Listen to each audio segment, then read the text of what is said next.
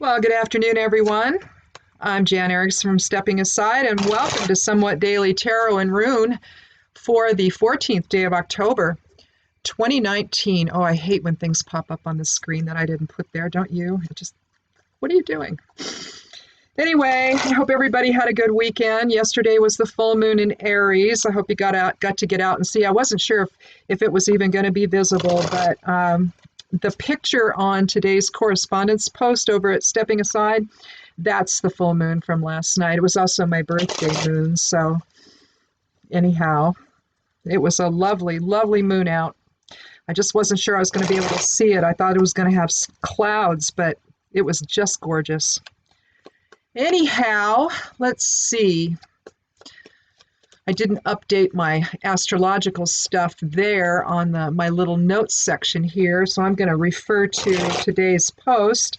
We've still got the moon in Aries. It's also the 7th house of partnership and relationships. The sign is Libra and also Aries. Those are the strongest ones. Elemental influences, fire is strong. So manifesting and risk-taking, initiating. It's a cardinal energy is the strongest today too, so that aligns with that. That would be expected. Black moon Lilith, Pisces in the 5th house. So, there you're going to want to kind of avoid some self-defeating behavior when it comes to play versus responsibility. Sometimes, Lilith wants to go have fun when there's things to do, so try to let the Libra part come in and say, well, let's think about that first. Have that little inner dialogue with your inner Lilith. My inner Lilith tends to be strong all of the time, so it's always a, back and forth within. It's like, okay, what do I want to do? What do I really want to do? So anyhow, I think, let me look here just a little bit more. Crone phase tonight of the full moon. So, you want to, I usually like to work magic on the crone phase. I'm not too fond of doing it on the full moon. I get too much energy going. I don't like it. So, especially now that I'm old. So, in any event, if you work magic, then, you might want to consider doing it tonight, just sort of setting your intention for the coming month and sort of bringing everything into focus for you. Kind of slow things down a little bit and maybe do a little bit of trance work if you want. If you work with any kind of influence magic, going into trance and influencing from that state is actually your very best place to do that from, at least I think so. It's almost like it's a remote type of, instead of remote viewing, it's like a remote influencing type of thing. There's a guy named Gerald O'Donnell, and he has a course on remote viewing and remote influencing, which is really interesting. My husband and I took it just to see what, how he approached all of it. And the meditation is incredible. Taking you into, the different energy states of, alpha, theta, and delta, and all of that.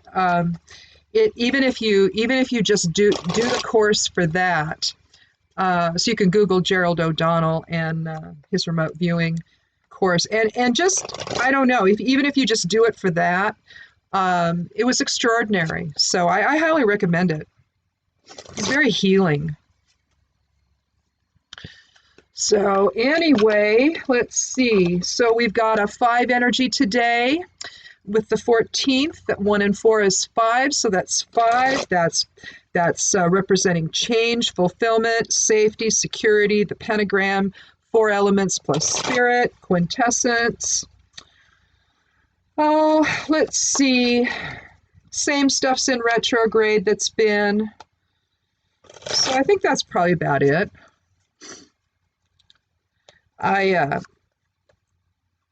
There's been a lot of stuff go on this weekend vis-a-vis the Kurdish fighters over there in the north of Syria. Is it northern Syria where they had their place? And now Turkey's done its thing, and it's still continuing to do what it's doing. And Russia bombed 4 hospitals. The reason I'm saying this, I may start doing, I haven't decided for sure, but I'm thinking that I want to maybe take a different focus with these readings going forward, and maybe focus on empaths and how we process things and how we see things, because I find that a lot of what we're doing sort of leads back to that anyway. And since we're all empathic, it's not just, some of us, we all actually are. It's our default state, to understand the energetic resonance of things, because that's what we're feeling, when we're empathically knowing something or sensing something. No matter what it is, it all begins in emotion. You can, and I personally just call empath somebody that is just aware of that and is tuned into that. It's either, perhaps their DNA, more of it's turned on. I don't know. I don't know why we are the way we are, some of us, but some of us just know a little more and are aware of a little more. I think we're just more easily tuned into it, maybe. But it's very difficult sometimes to get through the day, especially with what's going on. And if you are someone who is like that and you pick up on the emotion of things that are at a distance, then things like, the tsunami that hit Indonesia and that whole area, that would have affected you deeply. You would have been upset and maybe beside yourself, because you would have felt all of the emotion and all the energy of it, right? Well, right now, with what's going on over there, and I think the other thing that affects empaths is the fact that we, it's when we can't do anything to stop something. Right? When we feel at our most vulnerable, where there's just nothing you can do. And it's just the worst place, I think, for an empath to be. So anyhow, I'm wondering if maybe I should maybe start doing some of these readings with more of that as the focus of, okay, what are we going to do for empaths today? What kinds of things do we want to pay attention to? So I'm going to be thinking about that going forward. So this somewhat daily tarot and rune might actually take a different slant or focus going forward, but I'll let you know. I'll let you know when that starts. I mean, sometimes, the readings do take that, and I do talk about it from that perspective. So, if I can still keep it general, I will probably, but just know that I think that right now, with so much drama going on, I think that empaths are struggling, and I think it could just maybe be advantageous if they had a place to come and they could listen to to a reading or something, and maybe just get some ideas as to how to cope that day and how to deal with things that day. But I'm going to think about it a little bit more, and I'll let you know as to what if this is going to shift and focus a little bit. So anyhow, but let's go ahead and get started, since we're starting so late today. I'm so sorry about that. My life kind of got in the way this morning, so we're doing this in the afternoon. So let's do the first 3 cards and see what we have.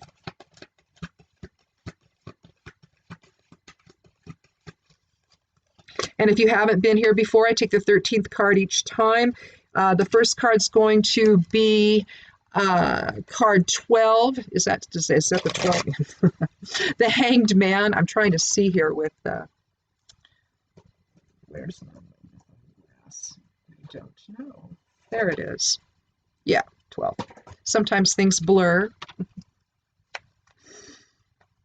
Let's do the next one. 3, 4, 5, 6. The Hanged Man is hanging upside down from the gallows, achieving enlightenment. Well, here we have the High Priestess, the second card of the Major Arcana. Balance. Balance of dark and light. She's who takes us through the abyss.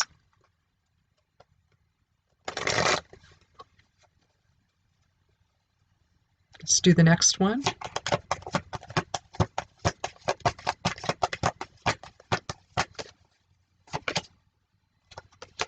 We have the Knight of Wands. Okay, let's take a look at these. And one thing I wanted to check on with the High Priestess, let me look really quickly here.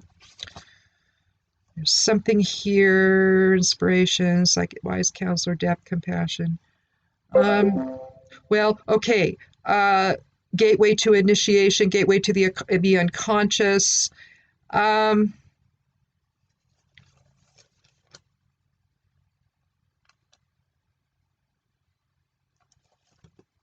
It's almost like we want to take the two and put it first.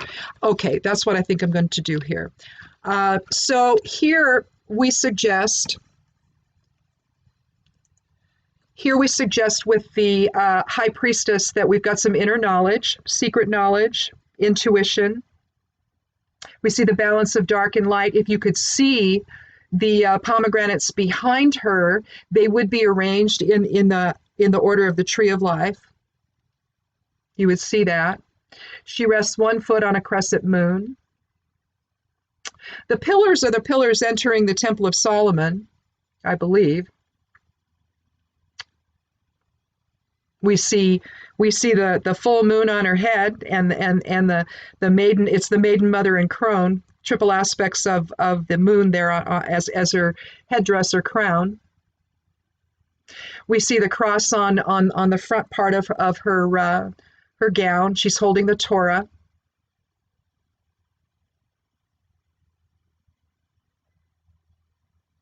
We see not only balance between dark and light, but we also see the complete balance with the cross. So we not only have horizontal or physical form where we're aligned, but we're also aligned as above, so below, spirit informing the whole process.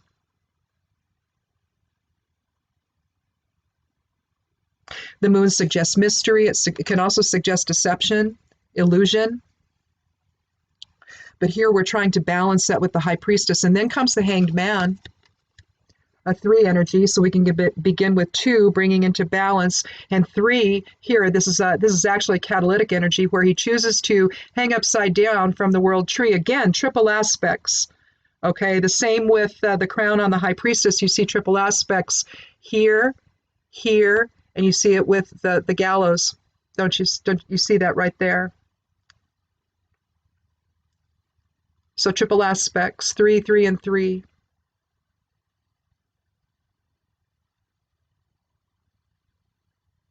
This is surrender. It's allowing. It's going within and aligning in source presence and figuring out, okay, what is my way forward here? What's really important? We come to the Knight of Wands, where I guess this is defining what this is. We see the pyramids in the background, don't we? So he's on his quest. Wands is also catalytic. It's the fire element, and so it's aligning well with the 3. 3 and 2 are 5, so that aligns well with the change for today. That type of numerology, that sort of energy for that. Let's look at the Knight, though. There's the King of Wands. Let's go back to the Knight. I mean, we're talking about adventure and expansion and change, but the catalyst for it, progress and action. But he's also protective.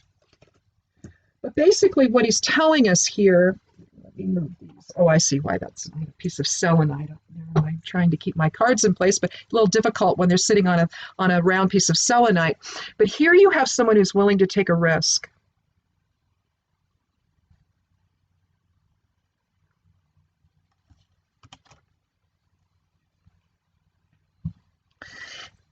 He's not headed in the future, though. It's almost like he's taking a risk to protect what he has. Let's begin with him. How about we begin with him? He's taking a risk to protect what he has. But in doing that, along the way, along the path toward enlightenment, because you see the 3 pyramids in the distance. It signifies a journey to the Holy Land also. And it was something that they did a lot back then. back in the day. Robert the Bruce's heart was taken to the Holy Land. Lots of people went to the Holy Land. It was almost like a pilgrimage of sorts, but yet, kind of battle related oftentimes. But then we go and we align. And maybe we take we have a new perspective on things with the Hanged Man. So maybe instead of engaging in such high risk behavior, maybe you could say that about the Knight. If you were to put him first, perhaps you've gotten a little bit of awareness. Maybe you went to the Holy Land. Maybe you got your enlightenment. But I suspect that it happened with the Hangman. But something has caused us. Maybe too big of a risk was taken. So something has caused us to pause and to reassess, allow things to come to balance, if you will. There's a sense of balance with the High Priestess, with the two. So we let things come to balance. We balance the polarity within, perhaps too much energy here, too much catalytic energy with the Knight of Wands. And so then after doing so, we then go ahead and with intention, align in source presence and allow spirit to inform our way forward. From an empath's perspective, too much energy is going on. Too much catalytic, too much hostility, too much, okay? Too much raw emotion to deal with. There are people, and if you look at this in terms of the Middle East, you can look at what's going on over there, and you can say, well, a lack of impulse control caused this whole thing. And so for an empath, from that perspective, we're going to want to align, aren't we? We're going to want to come to our still point. We're going to want to dissolve channels and change that focus to an inner one, instead of one that is paying attention to everything that's going on, because maybe that's just too much. And so with the Hangman, we align in source presence and we regain that balance that we lost. With the High Priestess, we have to understand that there could be some deception going on here, some illusion going on, some game that's being played. And we don't need to be a part of that game, do we? Let's see what Rune has to say. Well, Birkenau, we're talking about healing then.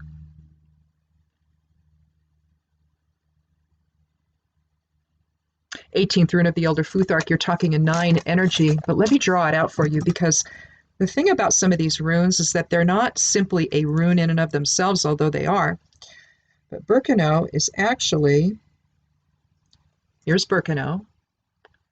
It's several runes in one. We see the back side of it, which is Isa. Again, alignment and source presence aligns well with the Hanged Man. There's also Laguz contained within it. Going with the flow of spirit, no less. We have Kenaz 3 times. And I'll draw it out the way, well, you'll see.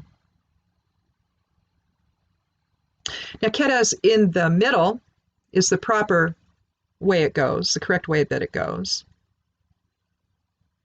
And that's the torch, and it's the light of spirit expressed outward. But here, we see it expressed inward twice, don't we? With the emphasis on inner peace, and that we don't get otherwise, right? If maybe the light is just turned outward, we're more about expressing that perhaps outward, but in order to do that effectively, more has to come inward. So it has to be more heavily weighted on spirit. And if you're thinking about it from that standpoint, look at it this way. Kenaz in the middle is receiving, is the receptive position, essentially, even though you're expressing it outward. Well, outward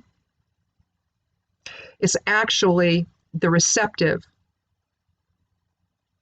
aspect, or the receptive direction.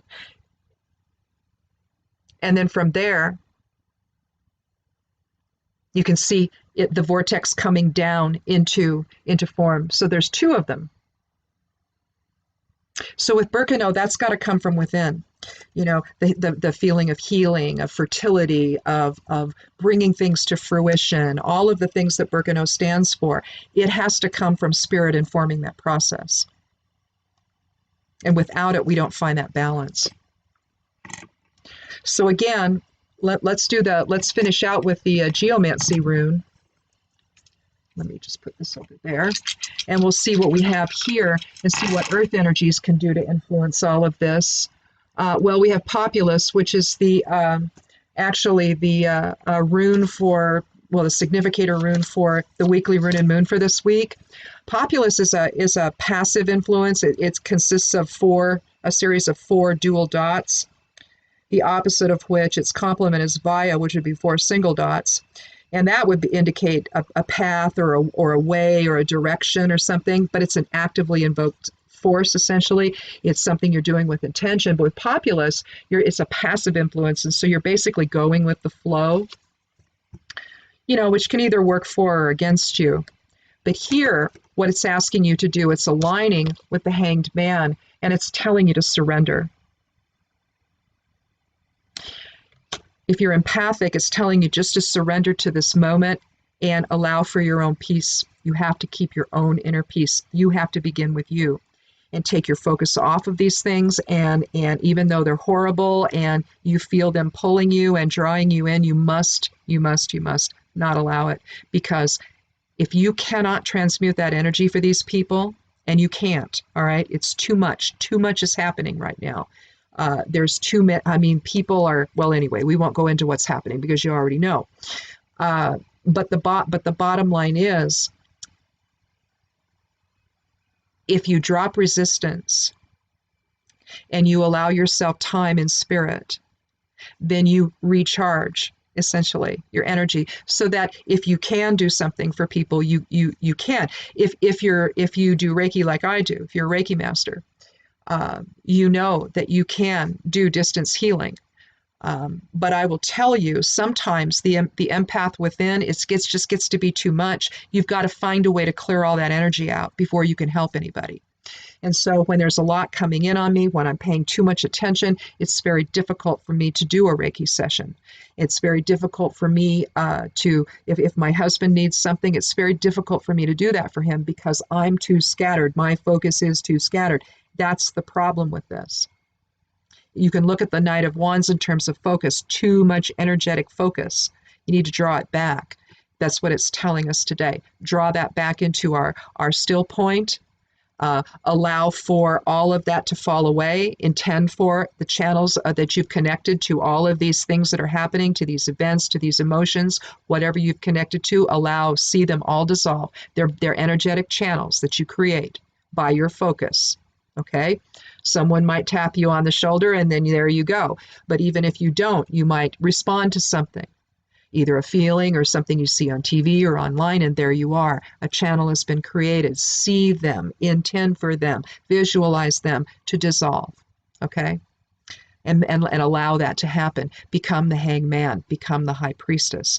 The high priestess is going to take command of this situation. That's the part where you're dissolving the channels you've created.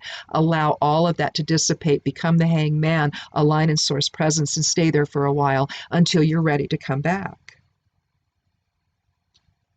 And then if you have the ability to distance Reiki or something like that and try to help what's going on, to cast the intention for healing, do that. But if you can't, hang upside down a little longer. It'll be there. Trust me. It's going to be there for a while. So I think that's cool. I think that it's telling us that definitely aligning with the hangman, whether you're empathic or not, this is a day for maybe just trying to, come to your center. The moon is still full. There might be some more energies that you're still trying to deal with.